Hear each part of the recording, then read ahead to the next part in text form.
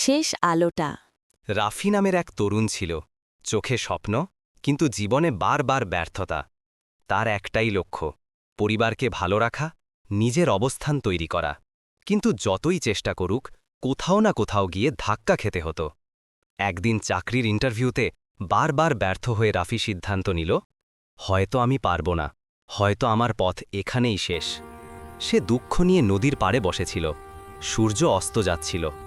তখন পাশে বসা একজন বৃদ্ধ বললেন, ছেলে, সূর্য কি প্রতিদিন ওঠে না?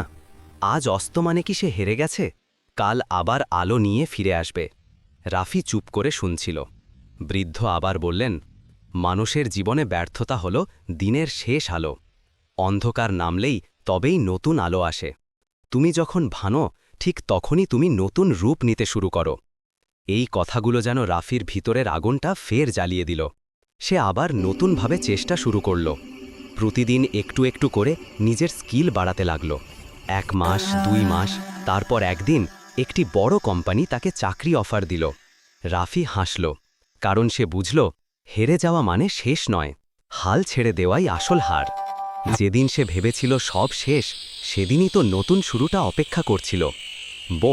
শিক্ষা, জীবন যত কঠিনই হোক, শেষ রোদ্দুর কখনোই শেষ আলো নয়। হাল ছেড়ে দিও না,